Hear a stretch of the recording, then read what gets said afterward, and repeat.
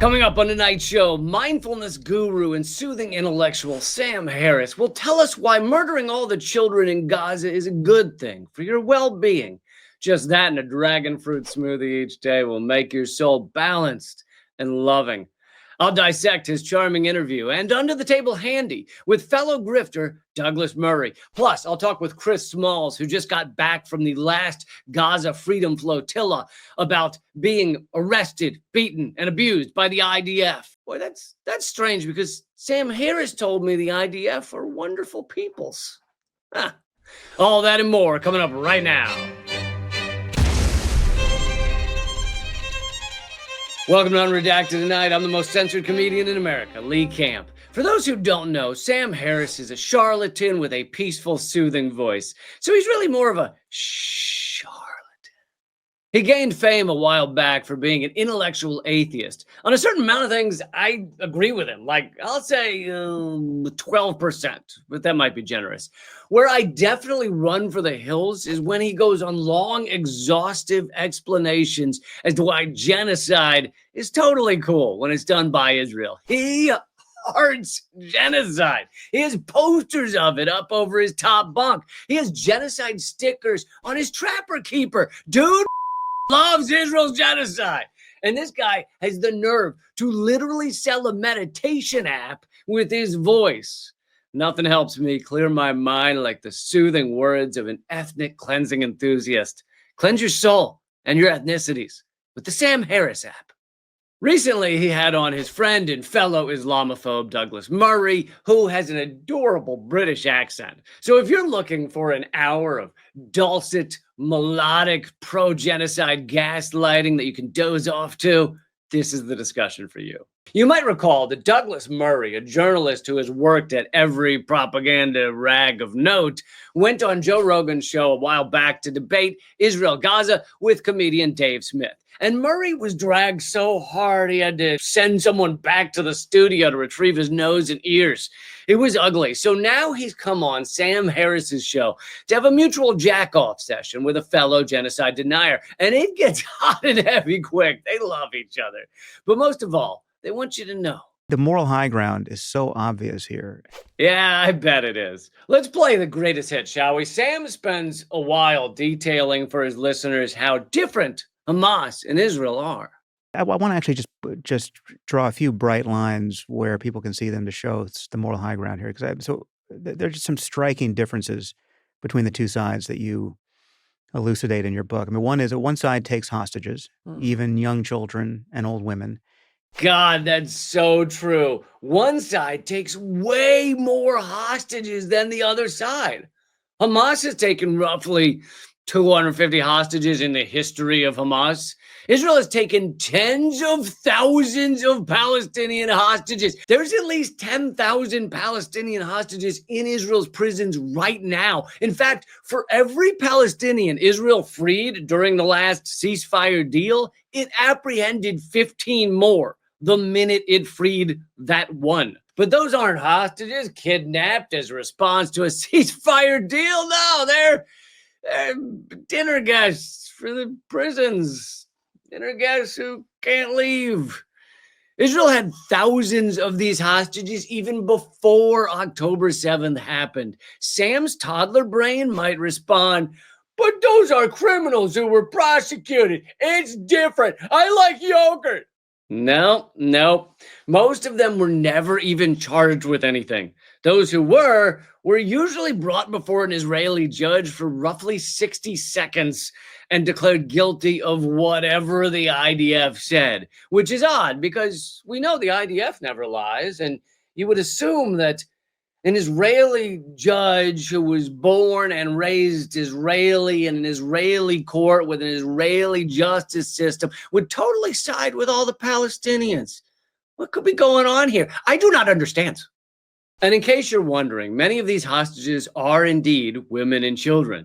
But Sam's not done with his genius, only Hamas takes hostages worldview. He then says, So, the non-combatants receive these hostages not with looks of horror, but with open celebration, right? Yes. It is completely intelligible this from a cultural standpoint within Gaza, that this is exactly what you do. This is the good is on your side. First of all, Sam Harris takes a couple of videos of Gazans celebrating the capture of hostages and says, well, clearly that's the entirety of Gazans. They are one thing, which is not true and racist. But what's a little racism when you're already down with genocide? You hear me, brother? Yeah, you know what I'm saying. And on top of that, Israelis have celebrated far worse than that. Literally, tour groups of Israelis go up on hillsides to watch and celebrate the genocide in Gaza.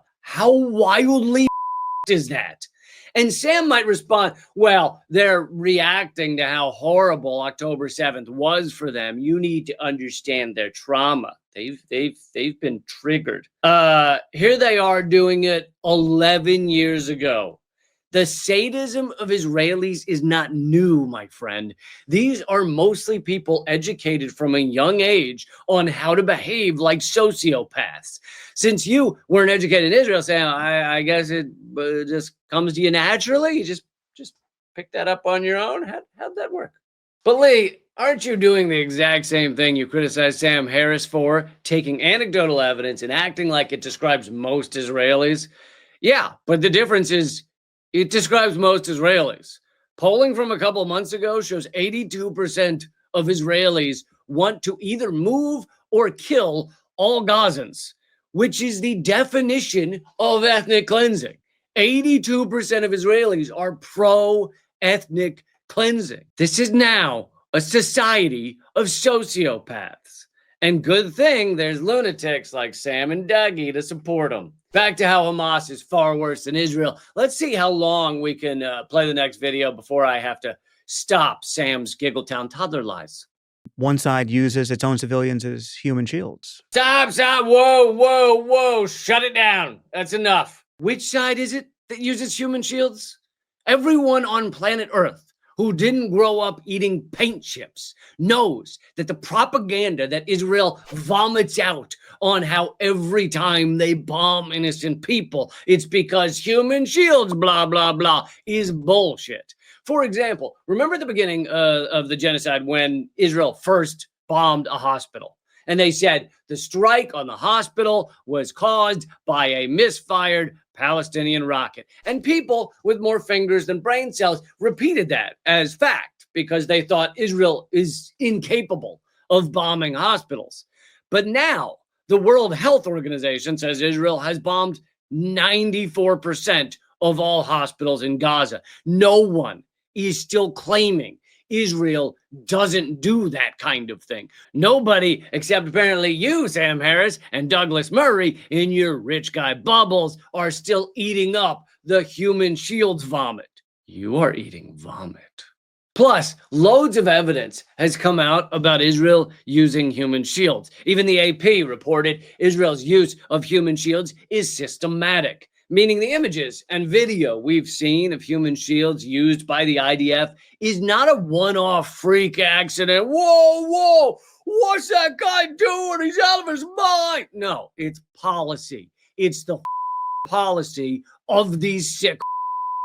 Dressed in army fatigues with a camera fixed to his forehead, Ayman Abu Hamadan was forced into houses in the Gaza Strip to make sure they were clear of bombs and gunmen, he said. When one unit finished with him, he was passed to the next. The moral high ground is so obvious here. So what's next, Sam, on your awesome and unhinged list of how Hamas is bad and dirty and Israel is good and peaceful and just? One side murders its civilians when they try to flee to safety. Okay, that's true. Israel does do that. They're so gross.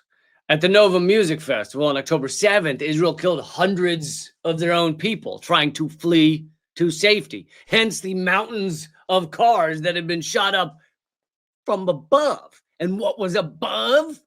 IDF helicopters. IDF tank operators have also described bombing buildings filled with innocent Israelis. We've played clips of them testifying to that on this show. The IDF's own report about October 7th says helicopters fired 11,000 shells on both Hamas fighters and Israeli settlers and soldiers. 11,000 shells in a matter of hours. That's how many rounds it takes to make sure they killed hundreds of innocent Israelis. The moral high ground is so obvious here. What else you got, Sammy? And if you try to flip this, if you try to imagine the other side, that is the Israelis, doing any of these things, it is obviously unthinkable. What? What? It's unthinkable to imagine Israelis doing all of the things you just listed that they totally do, and do 100 times worse and more graphically than anything Hamas is even capable of. Not to mention the occupier and the occupied are two different things. But I don't expect you to understand simple stuff like that. Do you clean your ears with a fondue fork? Holy defending this genocide makes the Green River Killer seem quaint. It is obviously unthinkable, and anyone who is standing in criticism of their behavior, I think, still wouldn't go so far as to imagine that the people of Tel Aviv are capable of using their own women and children as human shields, right? Or that they would celebrate that the IDF would want to seek to maximize civilian casualties on its own side. I mean, even that is not, as confused as people are, no one, it seems to me, is confused about that, and yet they don't see the relevance of these differences. Yes, those silly protesters against genocide don't see the relevance of the things you just made up that are objectively false.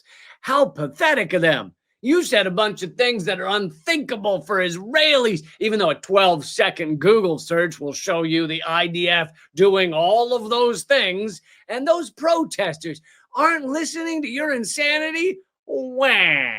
Sam Harris's little tantrum here is not much different from a guy saying he's the new Messiah on a street corner and then being pissed more people aren't praying to him. You're an immoral lunatic, Sam. Protesters against genocide don't listen to you, and they shouldn't. They should not. In that last bit, he again reiterates how insane it would be for Israel to use human shields. Well, along with literally tying Palestinians to the fronts of tanks and driving around, the Israeli government also uses thousands of their own citizens as human shields. The Israeli newspaper Haaretz admitted this when they wrote, "In Israel, many military bases are in the heart of population centers," with the prime example being Kiryat, the IDF headquarters in Tel Aviv. Israel's military structures are surrounded by civilians. This is by design. It's not like, what? We built our military headquarters in the middle of apartment complexes? God darn it. Whoever approved this is going to get a talking to. That's my best Israeli accent.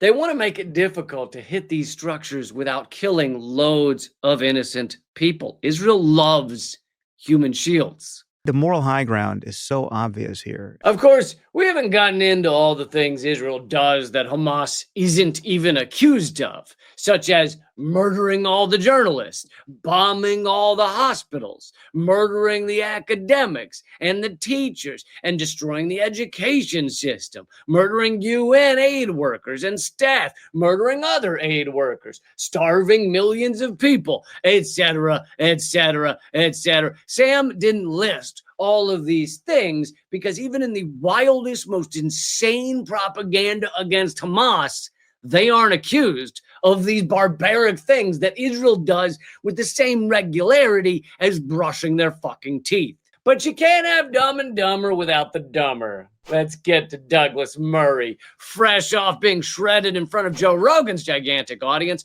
Murray needed a nicer interviewer who wouldn't doubt any of his pro-genocide talking points, and he certainly got it. As you know, I call it Grossman's law now, after Vasily Grossman. This is this thing of tell me what you accuse the Jews of, and I'll tell you what you're guilty of. Absolutely 100% application of this law. God, that's so true. The world has been starving Israelis to death. Well, maybe not, but the world has been bombing Israel's hospital. Okay, not that one, but the world has killed all of Israel's journalists, or the world. You see, the world is accusing Israel of genocide, which means we're all committing genocide against no, Douglas, unless Grossman's law is actually that you're an idiot, I don't think it's holding true here.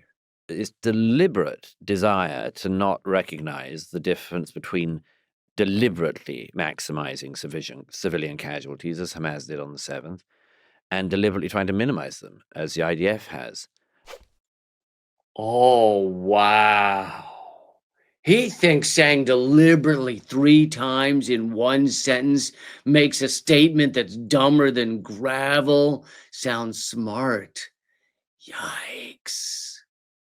I've literally never heard anyone say that throughout this genocide, in which over 300 or 400,000 Gazans have been killed, including famine and disease. I've barely heard anyone say the IDF has tried to minimize the number of deaths. In fact, they do exactly the opposite.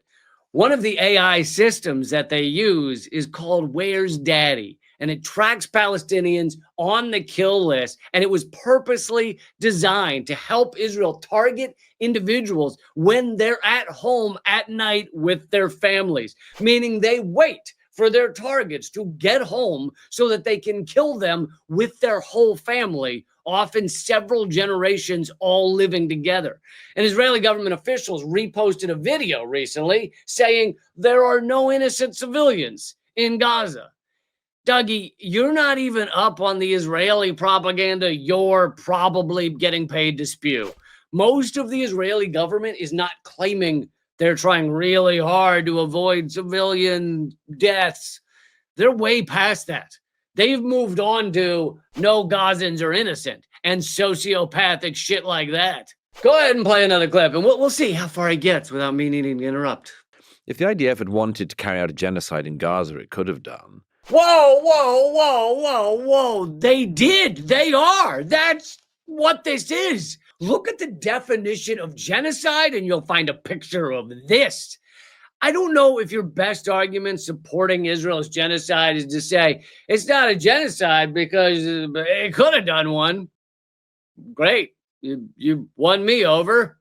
It's about as convincing as saying Trump's not racist because he could be if he wanted to. Okay. The moral high ground is so obvious here. Anyway, what else you got? And if there is an explanation for why somebody goes and blows themselves up and everyone that they can kill on a bus in Jerusalem, it's because of something to do with British mandate policy 80 years earlier. I completely reject this, and I reject it for many reasons. But one is that riding shotgun with the claim that only the West, only America can lead anyone to do bad things is what you rightly identify, Sam, as the utter inability to recognize that some people seek utterly different things than we do. Wow. A lot to unpack there. None of it smart. But a suitcase can be full of dumb shit, too. Remember that, kids. Let's start unpacking all this dumb shit. A, seek different things than we do? What is it we, the West, seeks, Dougie? Is it the murder of millions of people, as we've done with the global war on terror, which has caused the deaths of between 4.5 and 6 million people, according to the Brown University Cost of War study? Is it the genocide of the Palestinian people perpetrated by Israel, but funded and armed by the U.S.? Is that what we seek? Is it guys pretending to fight in tiny underwear? I feel like a lot of us like that too. B, you speak of this pretend suicide bomber as if it's unfathomable that the U.S. and Israel try to murder as many innocent people as we can all the time, with bombs, with bullets, with sanctions, with starvation. A recent study in the Lancet Medical Journal found that just U.S. sanctions alone kill 564,000 people a year, 14 million people since the year 2000. So you're saying these bloodthirsty imperial powers don't try to kill civilians? Oh, isn't that cute? It's like a little boy who still thinks his stuffed animals get up at night and run around. Oh, wow. Oh, I get it. Our bombs are the moral bombs, the good guy bombs. And we kill the bad guy, innocent children. Completely different. I'm okay. I'm done with that. Now that I think about it. And finally, this wouldn't be complete without a wonderful straw man argument. The belief that nobody can do anything bad unless the West push them to do it. Literally, no one says that.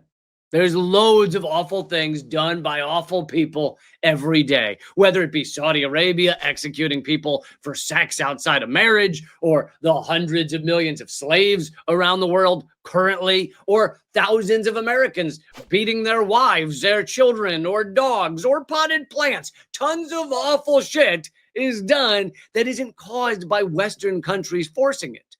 But has the West caused loads of horrific shit? Absolutely. But I've never heard anyone say that bad things only happen because America did it. This is called a straw man argument. Douglas Murray can't actually win the debate over supporting this genocide. So instead, let's create something that doesn't exist and then yell, "That's such a dumb thing to think," even though no one thinks that. Well, I could spend another 3 hours debunking your every pathetic, deluded, sociopathic word, you sick, but I don't have the time. And I think, The moral high ground is so obvious here. and you don't have the time either, Dougie. You got to get back to writing your shit books about how murdering children is fine, as long as they're brown children. Have fun with that. I hope it has lots of pictures because your fans are not bright. You've probably heard of Chris Smalls. He first gained notoriety as the co-founder and former president of the Amazon Labor Union, an effort to force Amazon to allow unionization. But more recently, he was on the latest Freedom Flotilla, attempting to bring life-saving supplies to Gaza by boat. I got to speak with him earlier today. Here's our chat. Hey, Chris, thanks so much for being here. Thank you, brother. Thanks for having me. You were on this latest Freedom Flotilla to Gaza, and I was wondering if you could just tell us about the experience. The last one, the one before yours, had Greta Thunberg on it, among many others, and they were arrested and held for several days. The one before that was bombed by Israeli drones that easily could have killed someone. The one before that, several years ago, was boarded by the IDF, and they proceeded to murder 9 of the people on board of the boat. So what you did, it's incredibly courageous. And yeah, if you could just tell us about the experience. Thank you, man. Yeah, it was a no-brainer decision for me. And like many others, I was inspired by the Mad Lean with Greta. So I reached out, and I was fortunate enough to make contact with one of the co-founders, Huweda Hara, who not only survived some of those missions you're talking about, but she's it was her ninth voyage, so to speak, trying to break the illegal seas. So she definitely motivated me to go. And not only that, I had to make the decision in like 24 hours. So Really? um, it was uh, it was one of those moments where I had to think about, telling my family, but not only that, I knew I wanted to apply pressure for representing labor and also as an American taxpaying citizen. It was really necessary that we spread awareness to people who are not paying attention. So several days on the water, you were approaching Gazan waters, but you weren't even there yet, right? You were still in international waters. And what happened then? Yeah, I mean, we were, you could say the Mediterranean, they have no jurisdiction over there in international waters. But yeah, Yeah. we were less than 60 miles away. So really, we were in Palestinian territory, as you mentioned, and they intercepted us, even though they knew that we were actually trying to set, um, we were trying to stay in Egypt for the night. We set our destination to try to dock there for the night. So they knew on a public channel that we were going to Egypt, which was about 26 miles away. And they still came to intercept us anyway. Yeah, so how did that end up working? They violently took you guys under arrest, correct? Well, the first thing they do is they onboard the boat, then they pull the cameras down, they cut the communications down from the rest of the world. They only come when the sun sets, so they come in the middle of the night. And us, for example, they came in around 11 p.m. Compared to the Madeleine, which is about 3 in the morning. And then after that, that's when we after being captive, we have to shelter in place pretty much for the night. And we rode 12 hours to the port of Rashad in Israel, which is about 12 hours away. And that's when we're transferred over to the authorities there, the immigration department. And during that 12 hours, were you handcuffed? Were they feeding you? Well, that's the thing. They knew we was on a hunger strike, so they couldn't do that propaganda. So yeah, they came on board with their commandos, but they also came on board with a camera crew and coolers full of sandwiches and water. But we didn't take any of that, so that killed their propaganda with that. At the Hmm. port of Rashad in the morning, the immigration authorities, they also had a camera crew.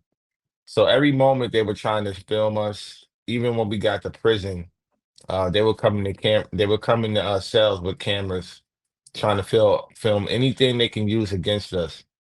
And Hmm. ironically, they haven't released any photos of anything. Unlike what they did with Greta and Madeline, there was a lot of photos online circulating about how they were taking care of the volunteers with sandwiches and water, but they couldn't do that with us. Not only because of that, the hunger strike, but also because of the assault that took place on me as well. Yeah, can you talk a little about that? Right. I mean, when we were transferred over to the authorities in the morning, uh, I saw that the camera crew was in our faces, and I put my hands over my face, not consenting to the photos. And that's when they called over 7 authorities to throw me to the ground. And then they put their knee in my back. They twisted both my arms behind my back. They choked me with my chains around my neck. And then they separated me from the rest of the crew in a separate room, threw me up against the wall face first, while saying some racist remarks, saying that they are nothing like me, nothing like my brothers. And the entire time they was guarding me with 5 guards in the room. Wow. And they didn't want photos of like after that because of the physical marks they left? Well, yeah, so the physical marks wasn't really from the abuse. It was really from the scabies that I caught in prison. And when I was talking to my lawyer, I had the opportunity to talk to my lawyer. She was able to look at the marks around my neck right then on the spot, even though the guards were right behind me. She did take a note of that. And yeah, we're trying to hopefully take some type of legal action. That was part of my discussion with the founder of the Amazon Labor Union, Chris Smalls. For the rest of that chat, I hope you'll become a member at patreon.com/LeeCamp or LeeCamp.net, my locals page. Along with that full interview, you'll get all kinds of perks like both my ebooks and my Zoom comedy specials. And here are your headlines from the future. Coming up in October, good news for the president. A new poll will find 72% of Americans say Trump is their favorite sexual predator. Only 13% said Bill Clinton. And in just 3 weeks, we'll find out Shell Oil patents car powered by blended up solar panels. Oh, that should help get rid of some of those. And coming up in September, the nation will be surprised to learn House Republicans vote no on blah blah, but Democrats say they're shocked, blah blah blurp, while hardworking Americans blah blurp blurp blurp. That's the show. There's a new one every Thursday at 7 p.m. Eastern. Put it in your calendar. Also, we're now on Means TV, the only worker-owned, anti-capitalist, anti-censorship, anti-algorithm, pro-Palestine streaming platform. It actually exists. You'll love it. And you can support this show by signing up. Just go to means.tv and use coupon code Lee. When checking out, you'll get 20% off. You can also support this show at patreon.com/LeeCamp. See you next Thursday. The revolution will have laughter. Keep fighting.